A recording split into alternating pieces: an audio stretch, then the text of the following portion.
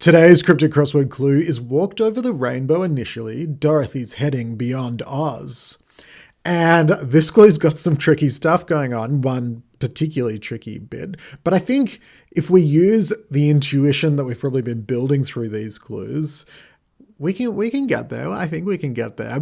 Where is a good place to start is thinking about what could be the definition. The definition's pretty much always at the start or the end of a clue. But if we look at the end of this clue, there aren't any great candidates, I don't think, for definition. There's Oz, there's Beyond Oz, there's Heading Beyond Oz. If any of those were the definition, we'd have to find an 8-letter word that means one of them, and that would be our answer. It's going to be hard to find an 8-letter word that means Oz, Beyond Oz, or Heading Beyond Oz.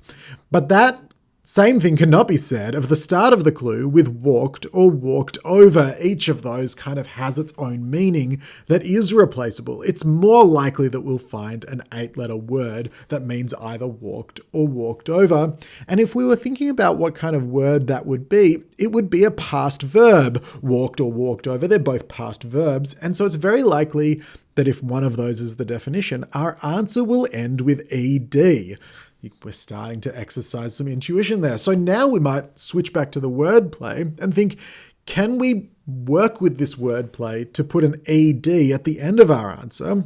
And we might see Dorothy's heading, which could reference the D at the start of Dorothy. Dorothy's heading is the heading letter, the first letter of the word Dorothy. And that's going to go beyond or on the other side of Oz. We get to put it at the end of our answer. So that kind of works. And now it's preceded by Oz. It's obviously not going to be preceded by the letters OZ, otherwise our answer would end with OZD. Pretty sure there's no word, correct me if I'm wrong, tell me in the comments, but there's no word that ends with OZD.